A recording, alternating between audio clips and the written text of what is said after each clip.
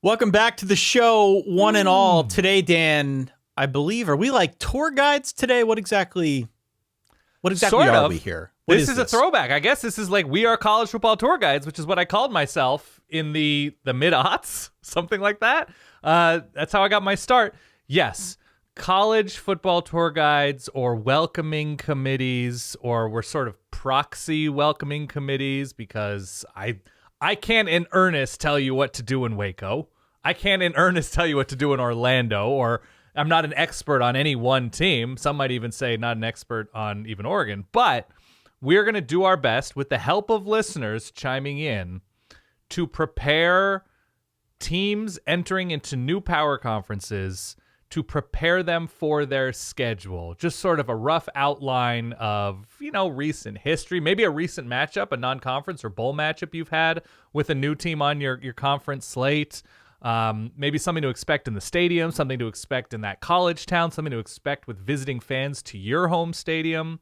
So we've done schedule previews in the past. This is more of a preview of your new life. Hey, sorry for the quick interruption, but it'd be incredible if you considered subscribing to the Solid Verbal YouTube channel right down below. How about that? That's exactly right. Welcome to your new life. We've got teams all across college football joining new conferences. Obviously, the Pac-12 dissolves. Most of those teams, Washington State, Oregon State, most of the teams have gone elsewhere. Yeah. And as they enter their new conference, we've got a collection of suggestions here from the Verballerhood, and also some of our own research, things that I guess participants in a new conference should know as you're going to, as you said, a new place. Yeah. We will welcome you as best we can to your new life. Look, it's June. As we get into July, which is, I guess, next week already, which is wild. It's already here. As we get into July, we'll start doing previews. We'll dive a little bit deeper into these specific conferences, your specific teams, give you things that you should be mindful of. Some of our predictions, you know how it works at this point. That'll be through the month of July and into the early part of August. Don't apologize for it being June. June is wonderful, Ty. I'm not apologizing. I can't believe that it's almost over. That's my point. You're right. I did a lot of learning today. I learned about the USS Indiana and the chunks of a battleship outside of the stadium in Indiana and Bloomington. So this gets me going. There are a lot of exciting things here that maybe you knew, maybe you didn't. Bookmark the episode. This is good water cooler fodder if you want to act as if you're smart about some teams that maybe you didn't know enough about. Maybe you're just joining a new conference. Maybe your team's already in the conference. But Dan and I we put nose to the grindstone here. As you said, we didn't go full LexisNexis and dig very deeply into the histories and story traditions of some of these programs and conferences. But I think you're going to enjoy some of the nuggets that we bring out here today. I always hope so. Yeah, we'll talk about what these teams have done on the field recently, if there is that crossover history that's already existed, like Texas is playing at Arkansas, and they lost by 19 there a few years ago. I think that's what got Hudson Card benched for Casey Thompson, who is now on his 9th FBS team. At least. Hope he has a nice end to his career as I guess the Oklahoma backup. But yeah, there's all sorts of stuff that connects everything. So look, here's the deal, Verballers, going out to verballers.com. That's our Patreon. You can support the show in a little bit more, make a little bit more of a commitment to the Verballerhood, let's say, if you were ever so inclined. You get ad-free episodes, bonus content, Discord access. As I said on the last episode that we put out on Tuesday, you also get access to the things we're working on in the lab for the coming football season. So our games and some other stuff that we'll unveil in due course here. That's verballers.com. At a minimum, if you're just finding us, if you're into what we do, if you like this episode, I'll remind you again at the end, hit follow, hit subscribe. That way you don't miss any of our episodes. Doesn't matter what platform, wherever you get your podcasts, be it Apple, Spotify, Amazon, Overcast, CastBot. Like, I could go right down the list. There's a million of them these days. YouTube, wherever it is that you're finding us, we appreciate it. Hit follow, hit subscribe so that you don't miss any more. Yeah, of course. Do we have a sound on the board? Something that we could roll with? I don't think we did a custom sound for this one, but I feel like as we're being this welcoming committee, we need something. Well, yeah, I mean, we're going to have college football fans finding themselves in new places, both as a fan and geographically. So why not? Where are you? That works for me. That works great. That's perfect. Where are you? I forgot about that one. It's quick. It's snappy. Yeah. It's obviously recognizable. We're a couple of angels, spewing over the airwaves. We're good. Beautiful. I like that. Yeah.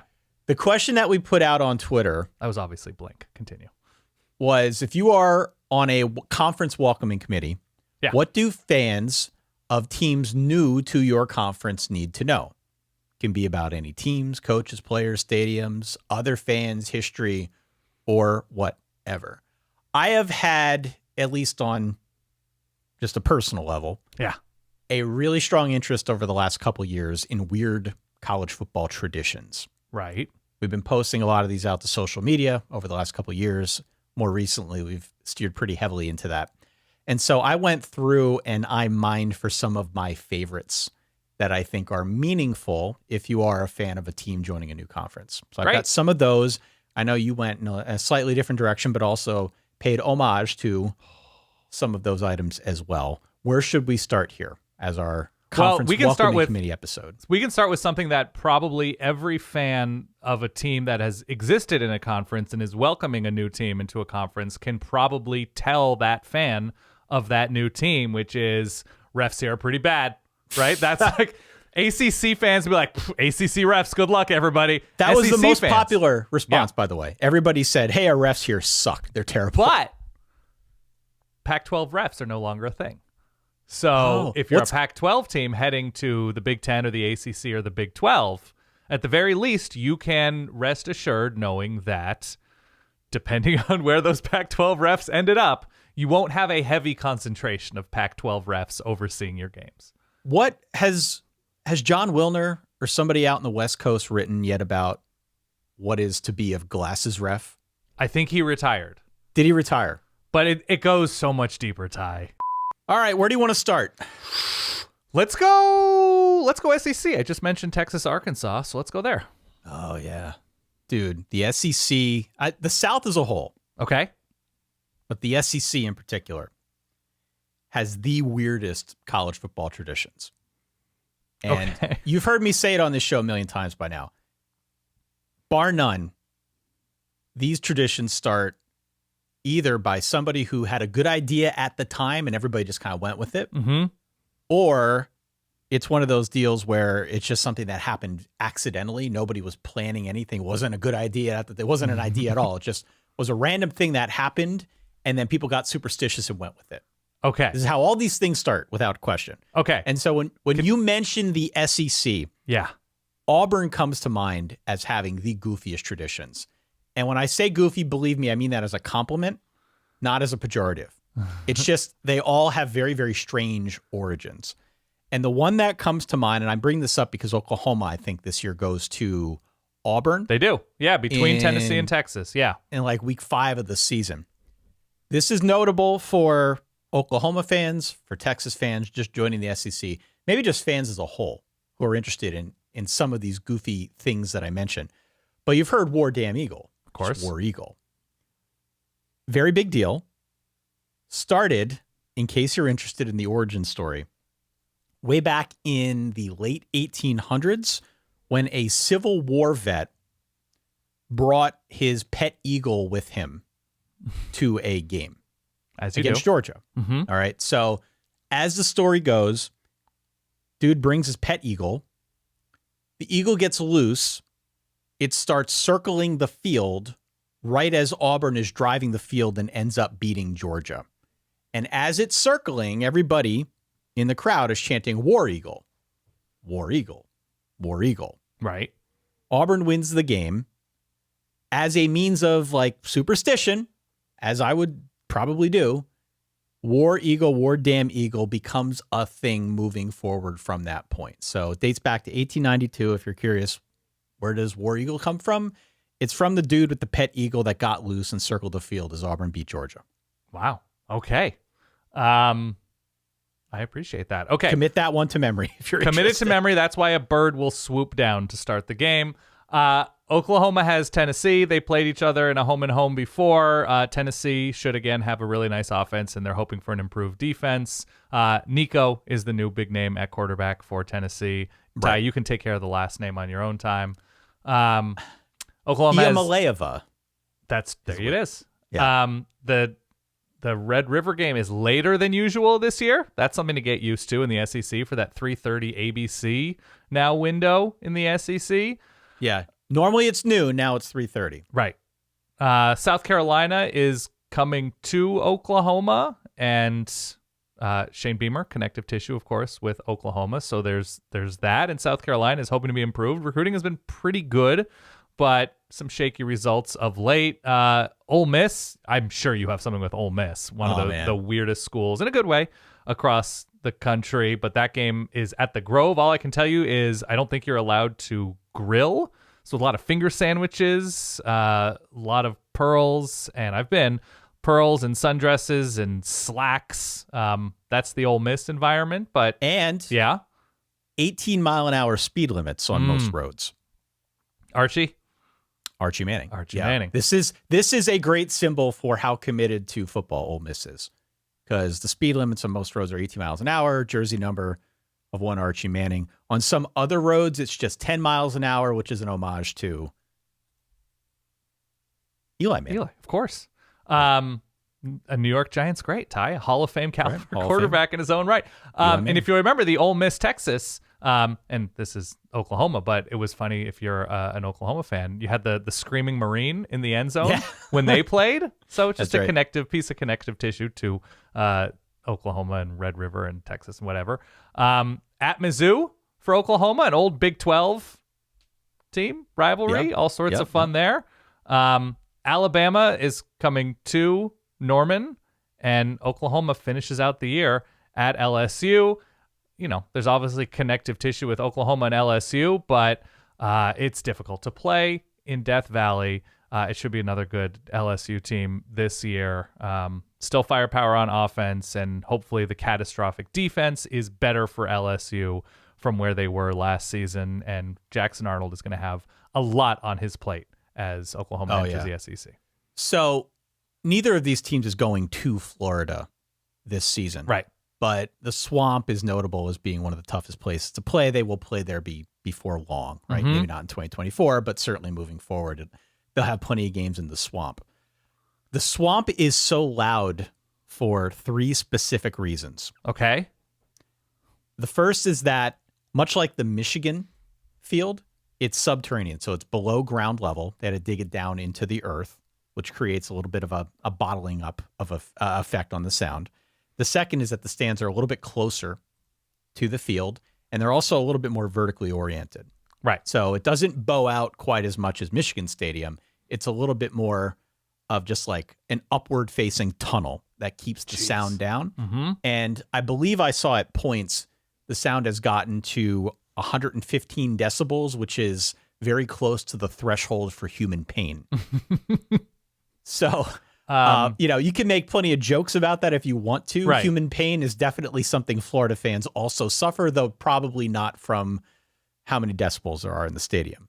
But that being said, if you're wondering why is the stadium so loud, why is this such a big thing that people talk about, you will experience it firsthand when you go there at some point in the future. That's why. The stadium is almost engineered to be comically loud. So it's loud engineering and Gatorade. That's what Florida does. That's what Florida does. Correct. Florida themselves will be traveling to Texas, and that would be a week after the Georgia game for Florida. So human pain is your tie-in there. Human pain is the tie-in. Texas also has Georgia at home. So Georgia is traveling to Austin this year. And if you want to, Georgia's going to be great. Carson back, the whole thing. The defense is stacked once again. But do you remember specifically what happened right before the last time Texas played Georgia? I know I'm putting you on the spot here. So this is Tom Herman. Oh, man. This is Sam Ellinger. This is Lil Jordan Humphrey and Trey Watson, and Bevo bashing through his cage to charge Uga in the Tom Herman champion Sugar Bowl over Kirby Smart. Wow.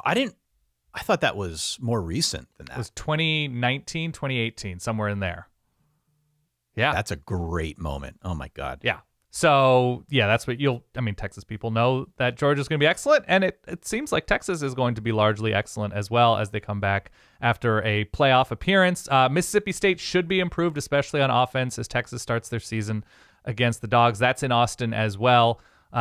It was a horrific offense last year, but kind of understandable given the context of Mike Leach's passing in the offseason. They were an impossible situation. It's impossible. Yeah. So it's Blake Shapen, who Texas fans, if you remember Blake Shapen from Baylor, he's taking over at Mississippi State, it appears. So there's some familiarity there from his time at Baylor. Vandy is on the road, like Texas on the road at Vandy. I have no idea what the status of the end zones and the excavators and the cranes is in Nashville, but you're going from one bachelorette paradise to another, Texas fans. That's so right. There you go. That's There's right. that. At Arkansas, I mentioned the 19-point loss and Hudson Card and changing quarterbacks. Arkansas is in a tough place right now. They're hoping that their wild card of a sometimes really good QB in Taylon Green, the Boise State transfer, works out, but he was super inconsistent as they juggled quarterbacks at Boise State last year. Also, Arkansas brings back Bobby Petrino. So there's that wild card element as well, and then Texas is probably familiar enough with Texas A&M at Kyle Field to finish things out. Do you know where Gig'em comes from? It's something to do with, is it TCU and stabbing TCU. Frogs with like a fork or something? It is. So from my research, Gig'em, there are a bunch of these football-related gestures in the state of Texas. There's the cougar paw, there's hook 'em, there's guns up, pony ears, go for like there are a bunch of these things that originated in the state of Texas. Right. Gig'em, I believe, predates all of them. It started back in the 30s, and it comes from a game against TCU where they started yelling Gig'em. When you go frog hunting, you use a gig pole. It's a thing. I didn't know about it before I did the research, so you can skewer me for that if you want to. But that's the origin story behind that.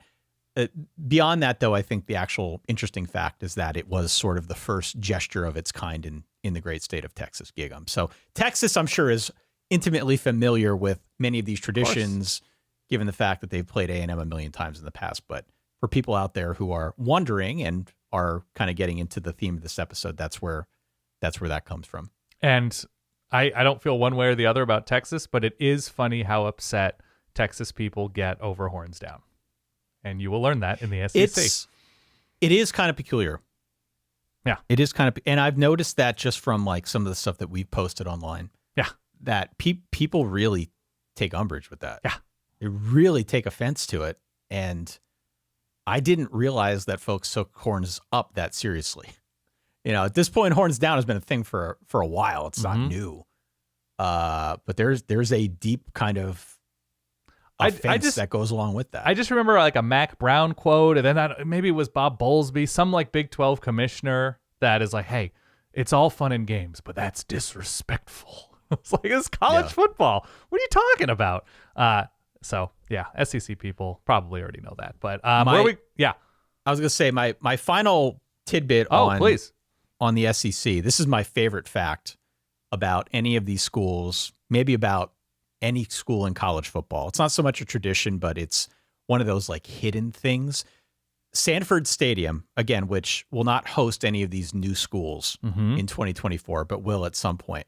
Sanford Stadium has two things that are hidden that people don't know about. Right. The first is that the hedges actually have a fence hidden within them. So don't try to jump the hedges and run onto the field. Jump through them. Yeah. You're going to skewer yourself on a fence.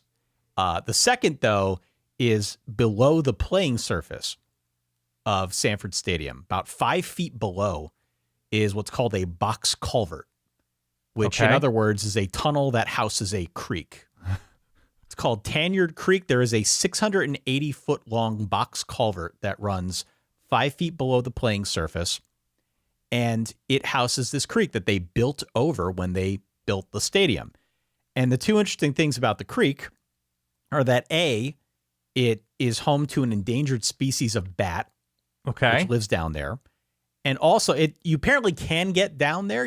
I doubt would want to, but some people have done it over the years. It's where Aaron Murray loved making out with people. Exactly. Is that your fact number 2? No? Exactly. Yeah. No. But because it runs right under the playing surface, it's actually like a security concern if they are hosting foreign dignitaries or hosting some sort of international event. Things or of that like nature. Bane, if you recall. Right, or Bane, yeah. The Dark Knight Rises, yeah. Exactly. There's a whole Bane thing that could go along with that entry point. So whether it's like the FBI or the Georgia Bureau of Investigations or Homeland Security, or I think the Queen? One of the dignitaries from the UK came over. Did the Queen go to like a Georgia-Tennessee game in 1993? Or it was a king. I don't remember exactly the origin fine. story, but Her Majesty's Secret Service was also patrolling sort of the entry points. I love that. To Tanyard Creek so that nobody could sneak anything in there under the stadium. Georgia has its own Mystic River. Yeah, it really does. It's okay. Kind of wild. Where do you want to go next? Which conference? What are we doing? Big 12. Love it. Okay. Utah Utes, Arizona Wildcats, ASU Sun Devils. Where are we going? Colorado Buffs? We got 4 new teams joining. Yeah. 4 new teams. The Big 12, I think, is another one of these conferences that is ripe with very, very goofy traditions. And again, not using goofy as a pejorative. I think that's a compliment. For me, the Auburn of the Big 12 is Texas Tech. Okay. Texas Tech has some weird stuff in its past. They throw tortillas on the field. There's some dispute as to how that started, whether it was soda lids or if it was because of almost a derogatory comment by an ESPN announcer back in the late 80s. But for one reason or another, they throw tortillas on the field. That's just their thing. My favorite thing about Texas Tech, though, if you're visiting from one of these new schools, Arizona, Arizona State, Colorado, or Utah, is there is a statue on campus featuring Will Rogers and his horse, which was named Soap Suds. Okay. All right. And so the original design for this statue, it's a very popular statue. You can go and you can find it on campus. The original theory behind this statue was that they were going to put Will Rogers on the horse and they were going to face it west so it could ride off into the sunset. Very obvious, like old Western type thing, right?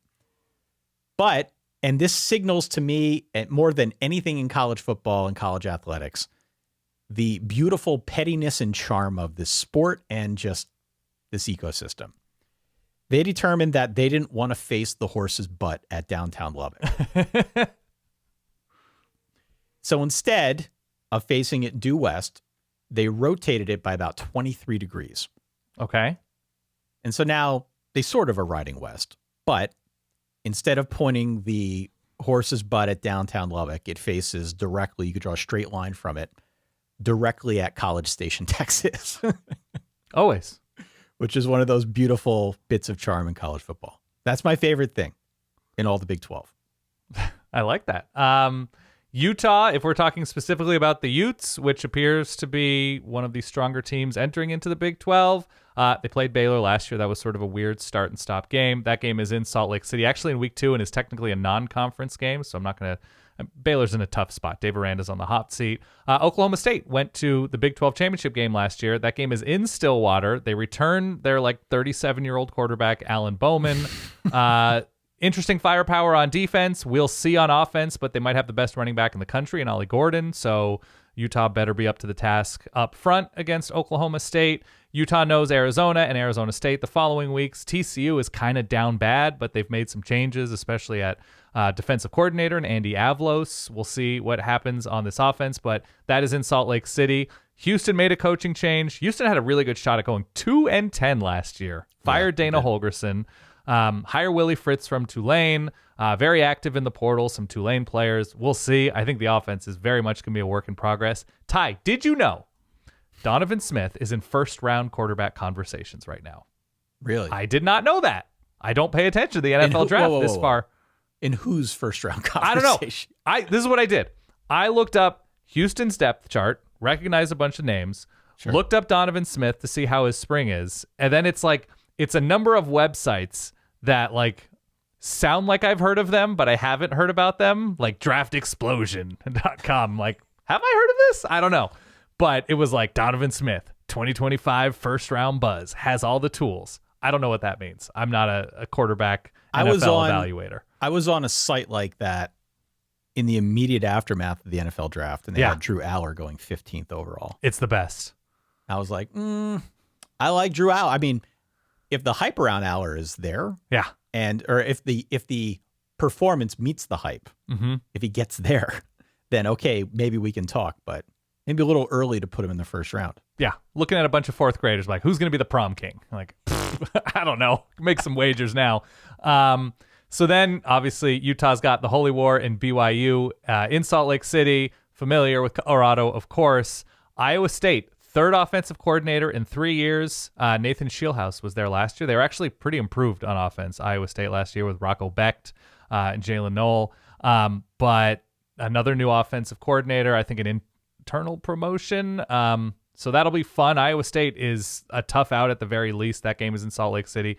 And Utah finishes at the Bounce House, which I don't know if you did any Bounce House research, but It's literally called that because fans, when they collectively all jump up and down, it feels like the stadium's going to collapse. It very much won't, but they fortified it just in case that feeling would get worse.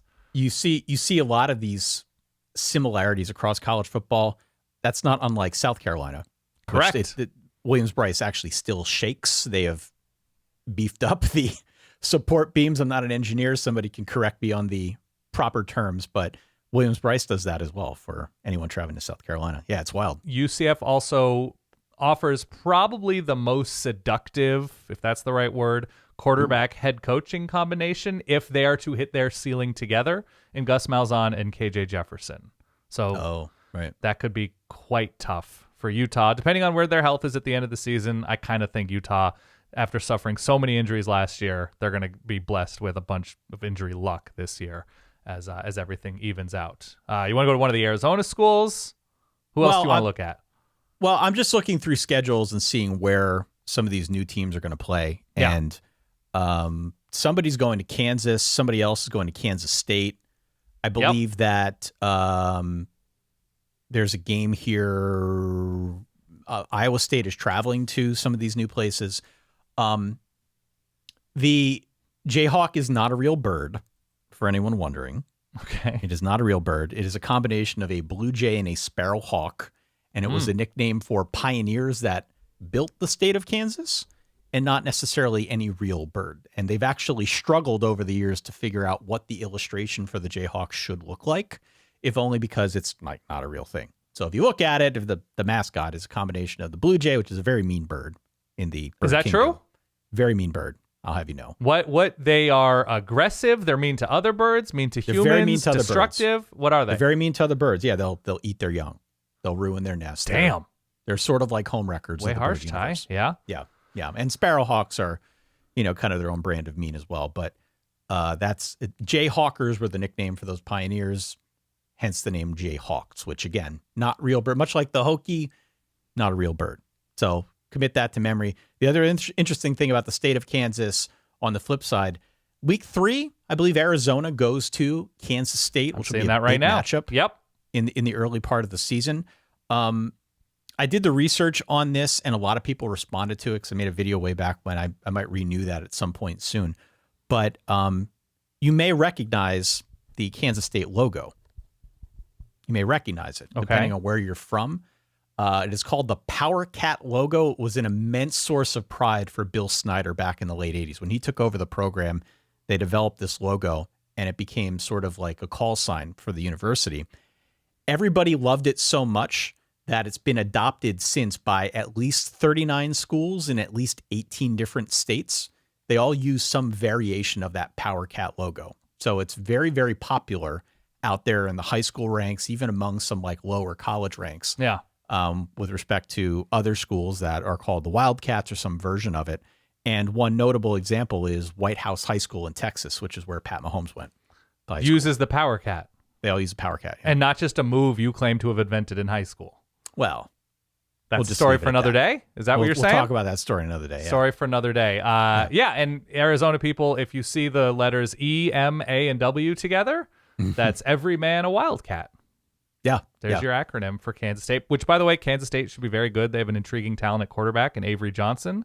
Funny that he shares a name with the legendary Weird Talker, who played for the San Antonio Spurs and the coached a bunch of legendary teams. Weird Talker. Alabama. Got it. A nasally talker, I guess. But But yeah, Kansas State should be good once again. Won the Big 12 a couple years ago with now Ohio State's quarterback, Will Howard.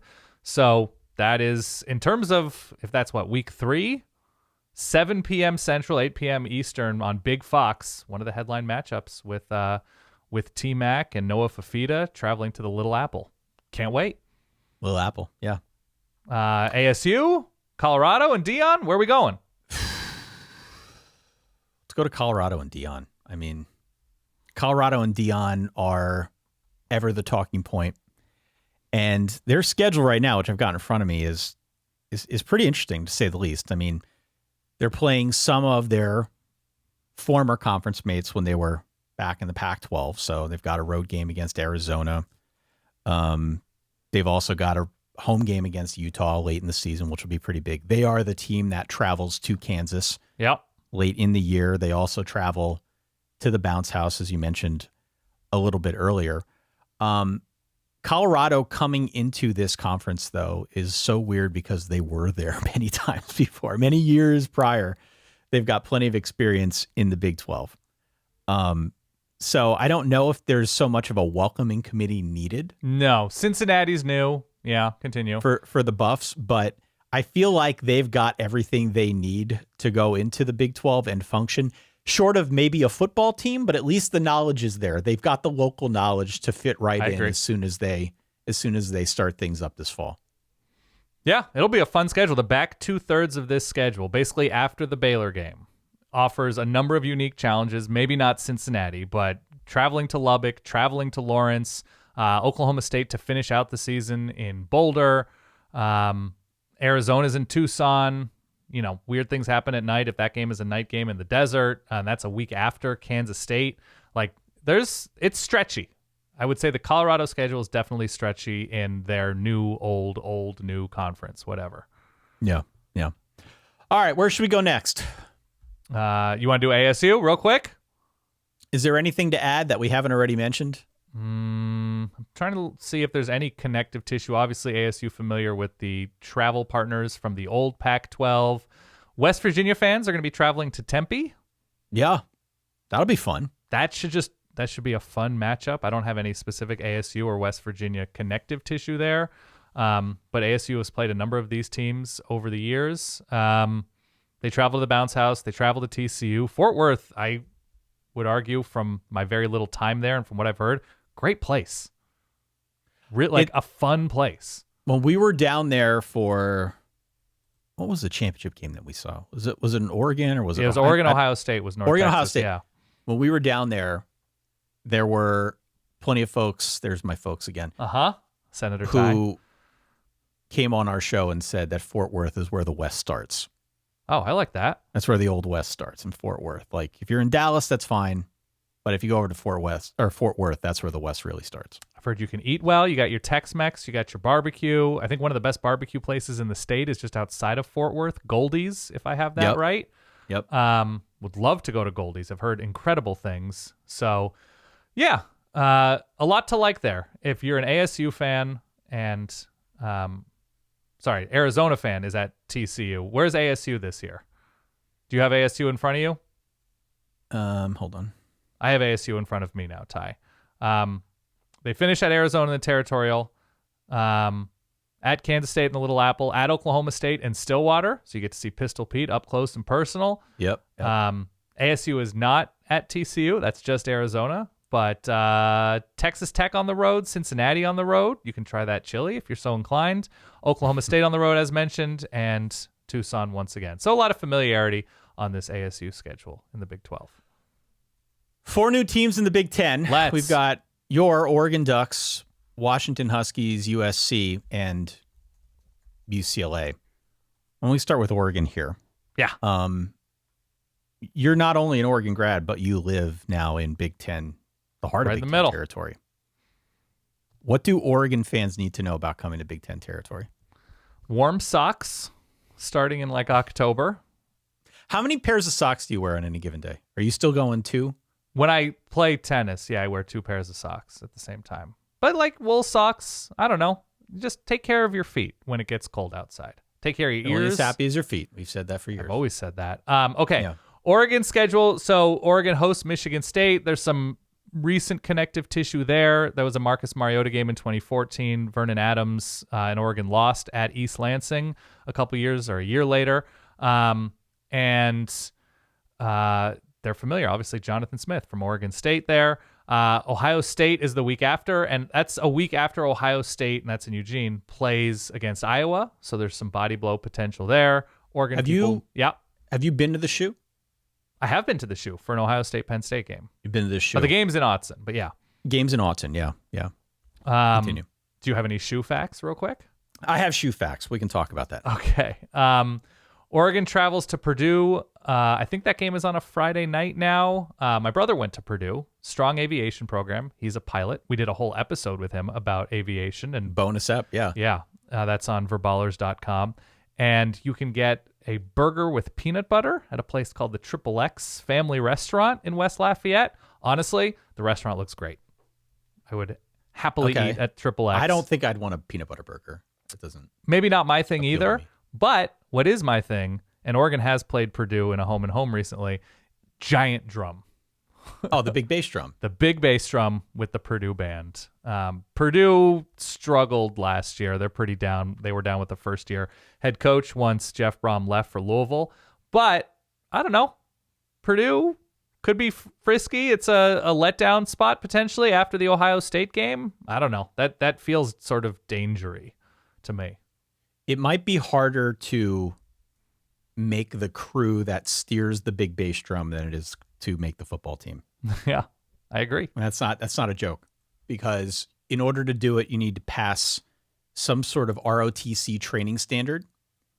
And there is a tryout. If you go on YouTube, you can find clips of the tryout to be part of the big bass drum crew.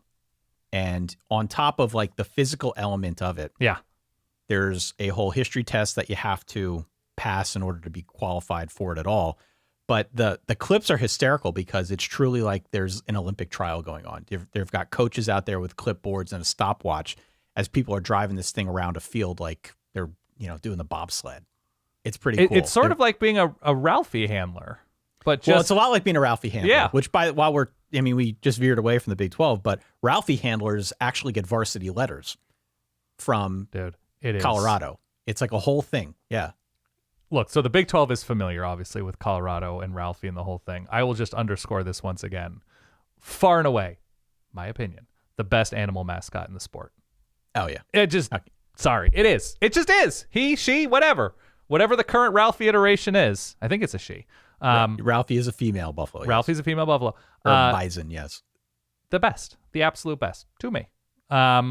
Oregon has Illinois at home. Illinois was kind of down last year with Luke Altmaier, who threw a bunch of picks on offense, but a couple key transfers on both sides of the ball. Defense took a pretty big step back last year. I think they're going to bounce back some.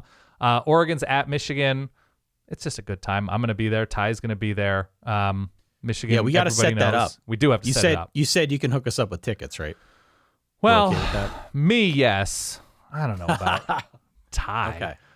A Notre Dame / Penn Stater who went against Michigan in the college football playoff semifinal. Yeah. And if will they let me in? Maybe. Who's to say? If you remember the last time Oregon went to Michigan, there was both a real and fake Statue of Liberty.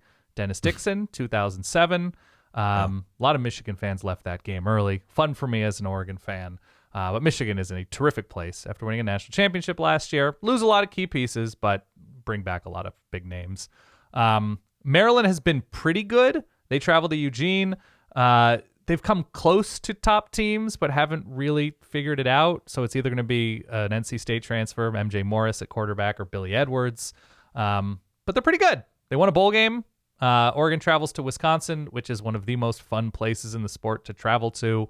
Offense still needs work. Defense should be pretty good. Wisconsin is one of those teams that is sort of the victim of having a pretty nice path most years in the Big Ten West. And now things get decidedly more difficult, and hopefully the offense gets better this year and healthier this year, and Oregon finishes with Washington. Here's a trivia question for you. Please. Can you tell me which men's sports team was responsible for the jump around tradition at Wisconsin? They play it after the third quarter, jump around. Everybody literally jumps around. It's a very big deal. Yep. started in 1993. The men's swimming team.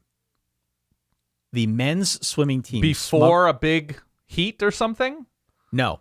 They smuggled in a megaphone, an old Sony Discman. Of course. Remember those? Yep. And a CD featuring House of Pain Jump Around. Yeah.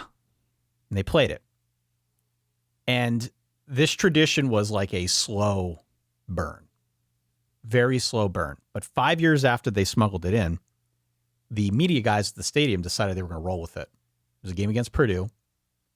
Wisconsin ends up winning. And now it just like, again, it kind of good idea at the time, like I said before. Slow burn. Mm-hmm. Somebody took notice. They decided to play it. Everybody went nuts. They beat Purdue. Now it's a thing. So when you hear that after the third quarter, Oregon people, that's why. And I'm almost positive Everlast, the lead dude in House of Pain, didn't actually attend a Wisconsin football game until like 2 or 3 years ago. Like Game Day brought him. They brought him and did a profile on him finally able to experience Jump Around in person. So, I mean, Wisconsin's just everybody should go to a game at Camp Randall. It's a great place. Is anybody going to Nebraska? I believe USC travels to Nebraska this year. I believe. Nebraska's got another interesting stadium fact in that they built the original stadium, Memorial Stadium, when they built it. Okay. They built it in 90 working days. Okay. It was a 31,000 seat stadium back in 1923. Obviously, they've expanded it many times since then, but they started working on it in April. They dedicated it in October. 90 working days to build a 31,000 seat stadium, which is kind of crazy. And the other interesting stadium fact that I've got for you in Big Ten territory for anybody traveling to Iowa. Which, by the way, just not to jump in, the other interesting fact about Nebraska Stadium is that's where we met for the first time in person. Yeah. Maybe the most important fact of all. Yeah. Who's traveling to Iowa? Anybody notable? By the way, it's UCLA traveling to Nebraska. Okay. UCLA has Penn State. I don't know if you want to jump in with anything about Beaver Stadium and just the experience of being around Penn Staters. I think people have this idea of Penn State fans as being crazy obnoxious, which is not always untrue. Believe me. It's a nice way to say it. It's a combination of Philly and Pittsburgh and then some rabble-rousers from New York, from Connecticut, from neighboring states. That is the demographic that you get in State College. Surely you get some of that, but at least in my experience and from people who I've talked to who have come from out of state or out of town to root for another team, it is mostly a welcoming crowd. It's a very big place, a very big stadium, a vibrant tailgating scene. For sure. They take football very, very seriously. I am, of course, biased as a Penn Stater, but the campus has a lot of good things to offer. College Avenue, Beaver Avenue, kind of the surrounding areas. It is truly a town built around the college and not college built and interwoven into the town, as many places are. Sure. So it is Penn State first in the greater State College area, and you will be welcomed if you are a football fan, for sure. Even if you're rooting for a different team. Well, it's UCLA, which is not a big threat. You have to deal with some jackasses, but by and large, you're in pretty good company. I had a great time at Beaver Stadium. I think Beaver Stadium rules. I have traveled from Los Angeles to Beaver Stadium, and to those UCLA fans making that trek this year, good luck, everybody. Good luck. You're going to Well, it is hard to get to. It depends where you fly in. I know. I flew into Pittsburgh, and it was a nightmare. You can fly into Pittsburgh. You can fly into Philly. There are other places. You can connect, and it'll be easier. You can, but it's hard to find a direct flight into University Park. Yeah, I don't think there's many between LAX and University Park. No, there's not a direct LAX to University Park for sure. So you're going to have a drive in front of you. You get to see the barren countryside of PA, of central Pennsylvania. Yeah, Penn State, fun times. The travel probably won't be. Otherwise, won't be the highlight. UCLA's travel schedule. They're traveling to Rutgers, but that's like you just fly to Newark, and it's like not terribly far from there. You can eat super well in New Jersey, and if you're not taking Rutgers seriously, they'll beat you. And UCLA is kind of rebuilding with a new coach. That's gonna be a challenge. That's a cross-country flight. Yeah. Who's going to Iowa? Anybody? Yeah, I believe Washington is, but I'll verify. Yes, Washington is traveling to Iowa. I don't know if you want to talk about the Wave or something else. It is the Wave, yeah. It's the best. The best. one of our new traditions in college football, and it was a social media thing. It started on a Facebook fan page back in May of 2017. A woman named Krista Young said, quote, Kinnick should hold a wave to the kids minute during every game because the hospital, which is adjacent to the Children's stadium, Hospital, relatively new. Yeah, Children's Hospital. And it sort of took flight from that. Now it's going to be in the EA Sports video game. And it's Like, after a whole the thing, and you said after the first quarter? after the first quarter. Yeah. After the first quarter, the crowd either turns if their backs are to this hospital or faces the hospital directly and waves to the up. kids, And the kids which is wave awesome. back. It's just Awesome. It's the best. Washington also travels to Indiana, which Indiana hasn't been good, but they have a new, I'll call him fiery head coach in Kurt Signetti. Yeah. I like excitement. I like coaches coming in hot, and Kurt Signetti for sure has. Indiana has their own rock, Hep's Rock, named after Terry Hepner, who passed away about 15 years ago, their old head coach. And so that's in one of the end zones. They've got sort of chunks of the USS Indiana outside the stadium, a couple of guns, and I think part of the hull or the mast, something. I don't know boats that well. I don't know battleships. I think Noted it's like boat expert Dan Rubenstein. it's some part of the front of the USS Indiana, which was very active in the Pacific Theater. Washington is at Penn State, which I want to say Washington and Penn State just played in, was it a Fiesta? Trace McSorley? New Year's Six game? Maybe. I don't recall. I think that was the game in which Penn State was utilizing like the 2 quarterback system, and there was a lot of pitching. Okay. Great. Like a Sean Clifford specialty that. play. Love that. Was that it? I'm almost positive it was. It was Jake Browning in Washington. You can look this up as I vamp. But yes, there is some recent connective Washington-Penn State connective tissue. Washington finishes out its season in Eugene at Oregon. Obviously quite familiar, and they've won 3 in the last 2 seasons. So there's that. USC is the final Pac-12 team making the move to the Big Ten. USC's schedule I'm bringing up right now because I thought I had the tab open, but I don't. Here we go. USC is at Michigan early. Go to Zingerman. Okay. It's delicious. It's great. Michigan people are by and large very nice. They take things very seriously, but they're harmless in my eyes. I'm saying that at gunpoint because my entire life is filled with Michigan people. They travel to Maryland, which is like 30 minutes outside of D.C., so the travel isn't bad, although it is cross-country. You can eat well in D.C. You can get around. The museums are free in D.C. If you're just jumping in for a weekend, worst places to go, especially because it won't be crazy hot then. At Washington, at UCLA. So that's not bad at all. Yeah, Washington, by the way, 2017. The 27, was it the Fiesta? Yeah. 35-28. Penn State won that game. And who was it was Trace. That would be Trace, yeah. Yeah, but they had some weird, I feel like they had some weird plays on offense, like pitch plays.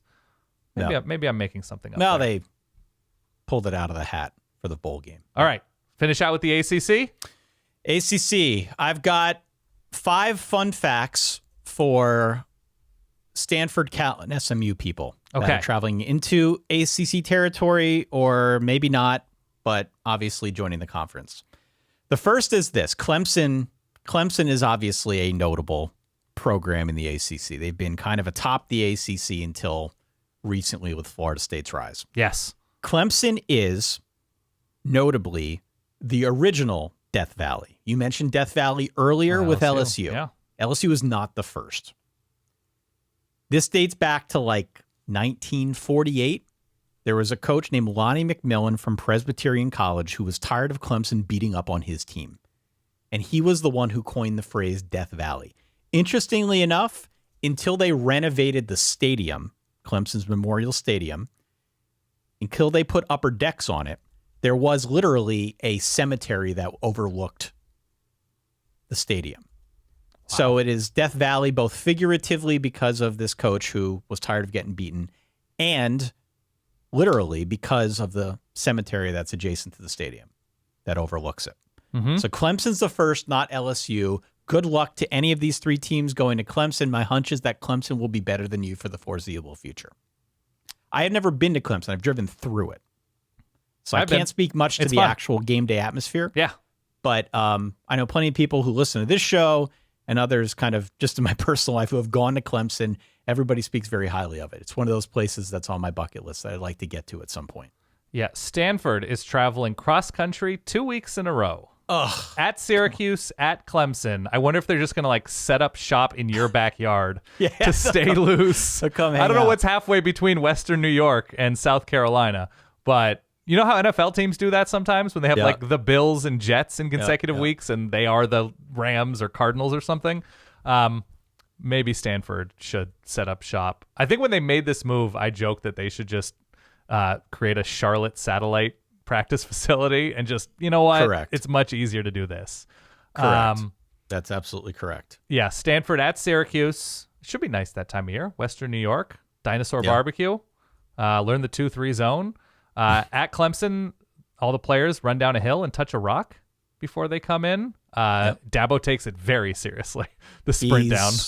One of these days he's going to eat it, but hasn't yet, to my knowledge. Clemson very should have- serious about sprinting at full speed down that hill. They should have a killer defense. The offense should be good, but the defense definitely will be killer for, Stanford especially, who I don't know if they're going to be that good this year. Stanford, the rest of their, Raleigh's supposed to be really nice. That's later on in the season. Stanford at NC State. They should be tough this year. We did an NC State episode a few weeks ago. You can check that out. And that's kind of it. The brunt of it, because they have Notre Dame and they're Stanford familiar with making that trip. And that's not a hard, Bay Area to Chicago, basically. And other than that first sort of month, so it's Syracuse, Clemson. They host Virginia Tech right after that. It's just tricky with the travel and the quality of Virginia Tech and then Notre Dame. But it's not a horrific schedule. It's really not terrible. One team that actually plays two of these new schools is Wake Forest. Yeah.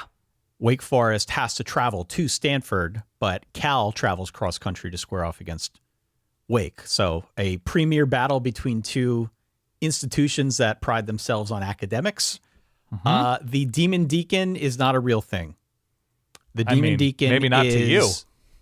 Not to me, but it was a deal where the editor of the paper back in the 1920s was complimenting the, quote, devilish play and fighting spirit of Wake Forest in a win over the Trinity Blue Devils, which is now Duke.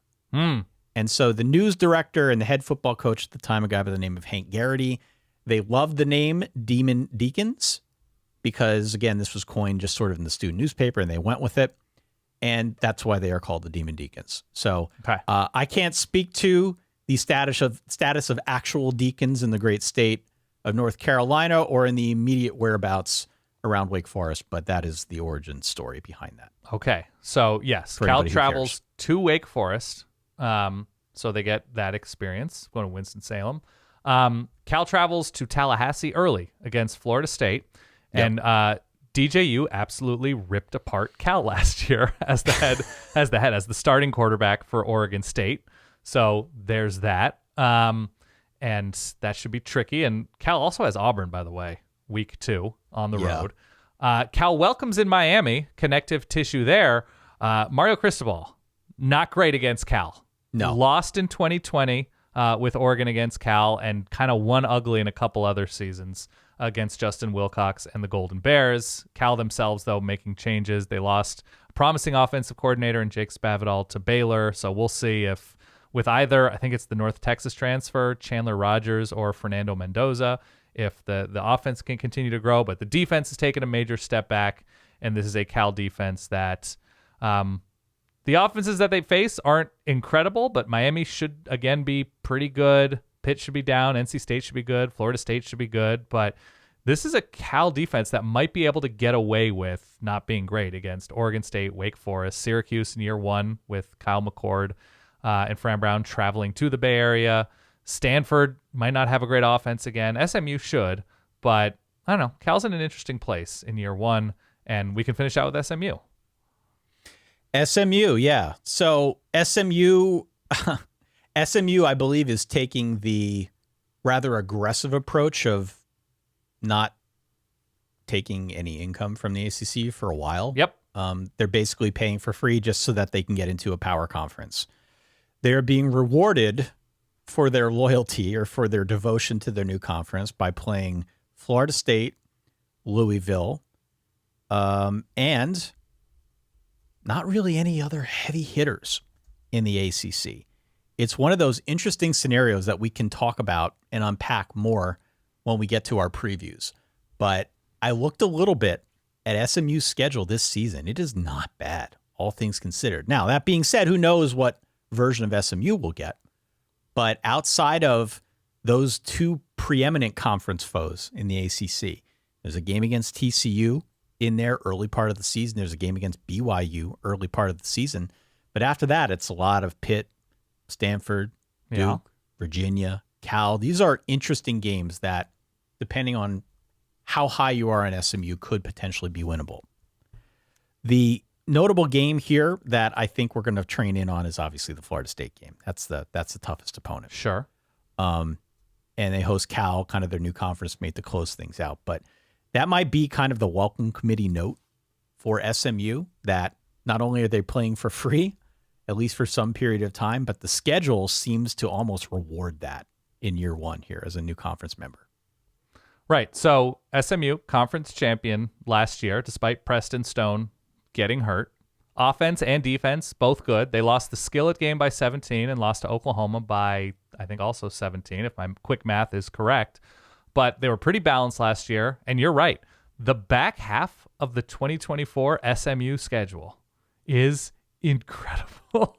It's beautiful. Yeah. Now, at Stanford is an ephes, right? Playing in front of 11,000 people in a beautiful day, on a beautiful day in Palo Alto among the eucalyptus trees. It's one of the most beautiful campuses in America, but it's going to be a different environment from some of the bigger, playing at Louisville, Florida State. Like, it's just going to be different. If Florida State's at home, TCU's at home. So at Stanford, and that's 2 weeks after the Louisville game, but at Duke with a new coach, and we'll see how the environment is by right around Halloween time. Pitt could be a disaster, and they travel to Dallas. BC is year one, Bill O'Brien. You might remember from his time as a head coach in the state of Texas. At Virginia might be a disaster later on in the season. And Cal at home. Like, if you were to build a schedule to go 11-1 against in a power conference. Exactly. It's like you could do worse than what SMU has in front of it. This is a lab-grown schedule to try and promote SMU as much as possible in 2024. Yeah. Making no money, but might collect some wins here. My two other interesting facts about the ACC, and then I guess we'll let the fine people go. Yeah. Georgia Tech is not hosting any of these teams, but Bobby Dodd Stadium is the oldest stadium in the ACC. It's been around since 1913. Okay. I believe that's the right year, if memory serves. The fun fact there is that as they have renovated Bobby Dodd Stadium over the years, they did not get rid of the old stadium. They just built over the old one. So there is actually a hidden grandstand on the west side of the stadium that you can go down and look. Now, it's not open to the public, so I don't know how you get down there, but okay. There are pictures of, you can see that there are bleachers underneath the existing stadium. And I think they like store stuff down there, whatever they use it for storage. But your kink with this, your nugget kink, is stuff under stadiums. Yeah. Like you did a Michigan video, I think, about a crane that got maybe buried under the field. There's a legend that there might be a crane under the field. Yeah. You've talked about the Georgia Mystic River, the old stadium underneath the current Bobby Dodd Stadium. That's right. You love a good, like, is there some sort of treasure underneath Idaho State's bleacher? You know, everything that could be buried, legend has it, is underneath or built upon. That scratches you where you itch. Well, it scratches me where I itch, and it shouldn't be a great surprise to anybody who follows college sports or just colleges in general, because in a lot of cases they're dealing with like a limited plot of land. Yes. To build all of this stuff on. And it's not a situation where they can just very easily move to somewhere else. Like, more often than not, they don't want to build the campus or build the stadium off campus. They want to try and keep everything as compact as they can. Yeah. And so either they're building over a creek like they did at Georgia, they're digging out a lake like they did at Michigan, or in the case of Bobby Dodd Stadium, they're in a city. So they're trying to kind of keep things in their current footprint, and they just built over the old West Grandstand. Yeah. You see this a lot in like European cities too, right? They do in European cities with soccer stadiums and stuff all the time. Well, because you're dealing with like ancient cities, and like people want to protect ruins, and like they try to build above it artfully, or they like have a little viewing area inside the lobby underneath the civilization that existed underneath this library. There's a lot of that. But yeah, I guess sort of turn of the century construction strategy was like, just build on top of that sucker. Exactly. Yeah. So that's Bobby Dodd Stadium. Again, you can't really get down there, but you can go online and find pictures of it. It's kind of interesting. And my favorite ACC fact of all of them. Please. Virginia Tech has a giant cannon, a game cannon named Skipper. For a time, I believe it was considered the world's largest game cannon. Yeah. I don't know the other game cannons out there. I could probably name a few, but apparently Skipper was the largest. Yeah. Don't know if that's still the case. There is a gigantic Wikipedia page on Skipper the Cannon. There's a lot out there on the internet about this thing. The story behind it is really interesting, to say the least.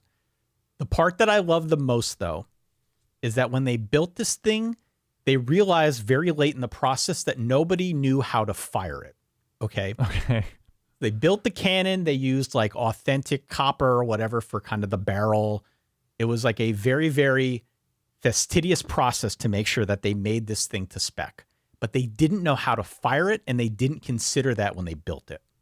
So what they ended up doing to test fire this thing was they drilled a hole in the end, and to build a fuse, they used a cherry bomb firework. Familiar with the little cherry bomb? You know what I'm talking about? Of course. They lit the cherry bomb and dropped that in to fire the cannon, and that was how they first test fired it.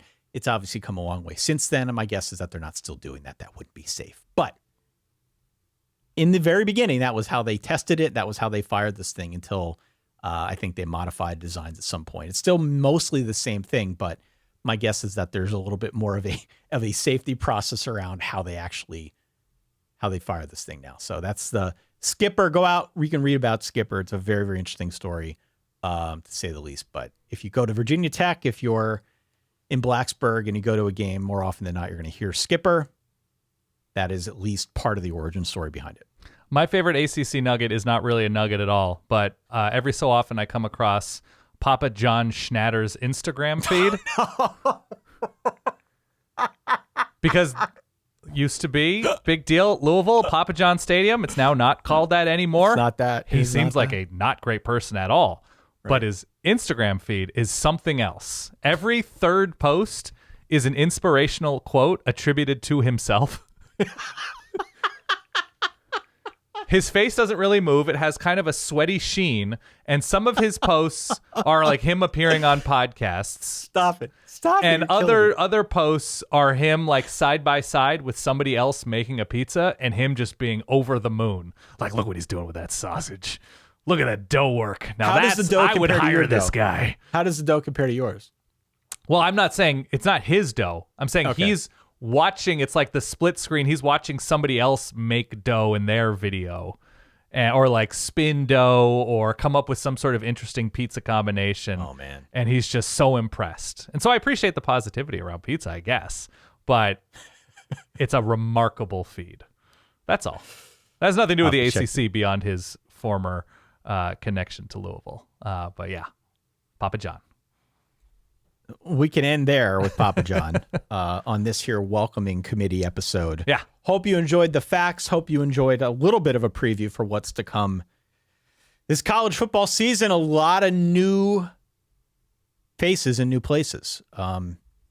Big Ten, SEC, ACC, Big 12, all four of those power conferences are taking on new teams. And it doesn't end there. We will talk much more about all of the conference realignment going on around college football, G5 and elsewhere. Yeah. As we get into previews next month. So we'll obviously delve a little bit more deeply into all of this once we start doing that. But for the time being, just a taste of what is to come. Make sure you hit follow or subscribe if you made it this far in the episode. We appreciate your support. Go to verballers.com. That's where you can go to get bonus features, ad-free episodes, Discord access, and everything that you and I are cooking up in the lab here that will unveil at some point in the very near future. Agree. That's all I got, Dan. Same. A little bit of a primer for the month of July. A lot of new teams out there for a lot of fan bases. We're just trying to do our part. For that guy there, the original West Side Tour Guide, Dan Rubenstein. For myself, Ty Hildebrand, thank you for downloading, for listening, for supporting. We'll talk to y'all soon. Stay safe. Peace.